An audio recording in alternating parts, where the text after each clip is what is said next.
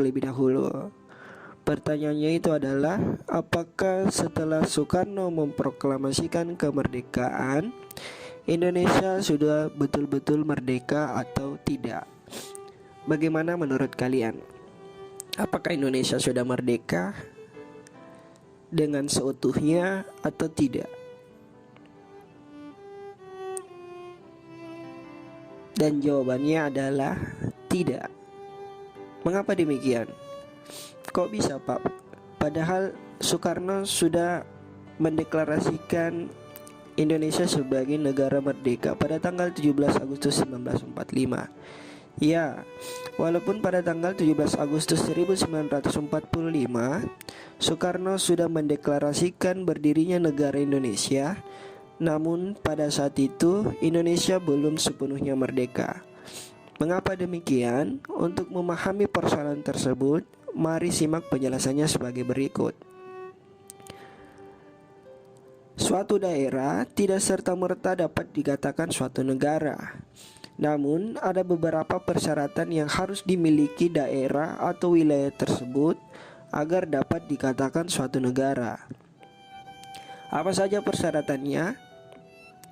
Jadi, suatu wilayah baru dapat dikatakan suatu negara jika memenuhi dua unsur deklaratif, yaitu unsur de facto dan unsur de jure.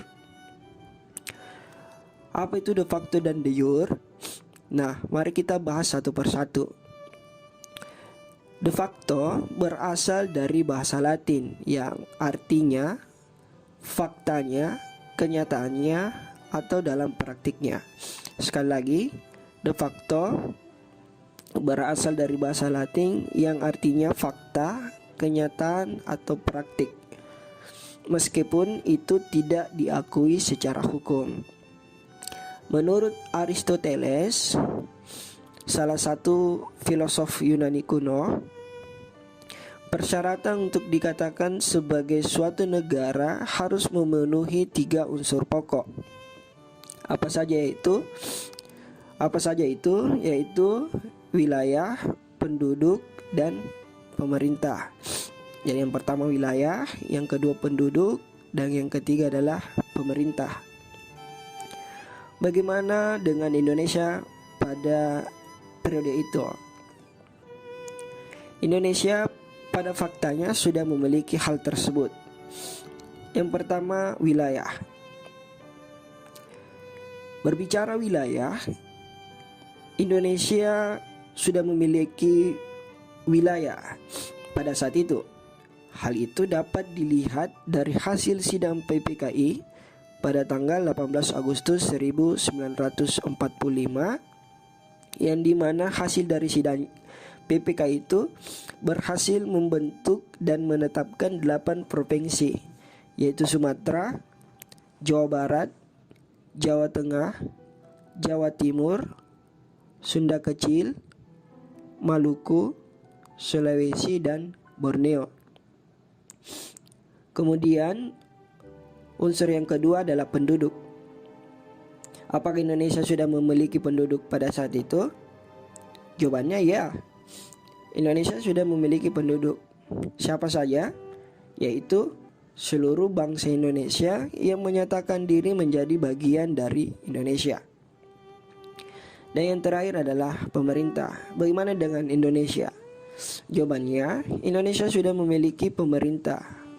Hal itu dapat juga kita lihat dari hasil sidang-sidang PPKI, yang dimana hasil dari sidang PPKI itu telah memilih dan menetapkan Soekarno dan Hatta sebagai presiden dan wakil presiden.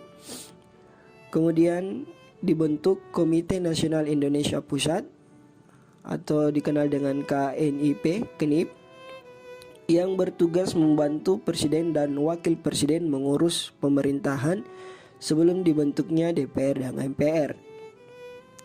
Dan yang terakhir, dapat kita lihat dengan dibentuknya 12 kementerian dan 4 menteri negara.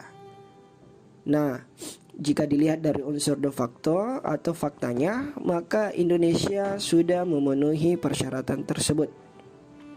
Lantas bagaimana dengan unsur de jure-nya? Oke, sebelumnya kita harus pahami dulu apa itu de jure. Seperti yang saya sebutkan sebelumnya, de facto dan yang de jure ini berasal dari bahasa Latin. De jure mempunyai arti yaitu menurut atau berdasarkan hukum. Jadi sekali lagi, de jure itu artinya menurut atau berdasarkan hukum. Dalam konsep kenegaraan, secara hukum internasional, suatu wilayah dapat dikatakan suatu negara jika wilayah tersebut mendapatkan pengakuan secara internasional, atau dengan kata lain, mendapatkan pengakuan dari negara-negara lainnya. Bagaimana dengan Indonesia pada saat itu? Jawabannya adalah Indonesia belum mendapatkan pengakuan secara internasional. Ya, walaupun Indonesia sudah mendeklarasikan diri sebagai suatu negara, kemudian jika dilihat dari unsur pokok secara de facto, Indonesia sudah memenuhinya. Namun, Indonesia belum sepenuhnya merdeka. Karena kemerdekaan yang dideklarasikan oleh Soekarno belum mendapatkan pengakuan dari dunia internasional. Kok bisa begitu, Pak? Nah, saya berikan analogika kepada kalian. Sama dengan dua orang sepasang kekasih yang mendeklarasikan diri secara bersama bahwa mereka menjalin hubungan, atau bahasa lebih mudahnya, mereka mendeklarasikan diri bahwa mereka berpacaran. Secara de facto atau faktanya, apakah dua orang ini menjalin hubungan? Ya, faktanya mereka menjalin hubungan karena mereka sama-sama menyatakan diri untuk berpacaran. Namun, apakah kedua orang ini sudah bisa dikatakan resmi menjalin hubungan? Jawabannya adalah tidak. Mengapa demikian? Karena mereka belum mendapatkan pengakuan secara hukum atau de jure. Baik itu pengakuan secara hukum negara maupun pengakuan secara hukum agama. Hubungan mereka dapat dikatakan betul-betul resmi jika dua unsur deklaratif sudah dipenuhinya, yaitu unsur de facto dan de jure-nya. Jadi unsur de factonya mereka mendeklarasikan diri untuk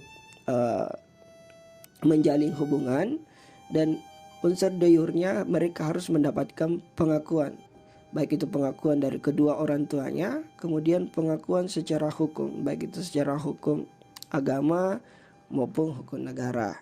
Nah, kembali kepada pembelajaran. Sama halnya dengan Indonesia, ya walaupun pada faktanya sudah menyatakan diri merdeka, namun kemerdekaan tersebut belum diakui secara hukum karena belum mendapatkan pengakuan dari negara lainnya. Artinya kemerdekaan Indonesia belum seutuhnya bisa dikatakan bebas atau merdeka. Nah, bagaimana dengan dampaknya, Pak?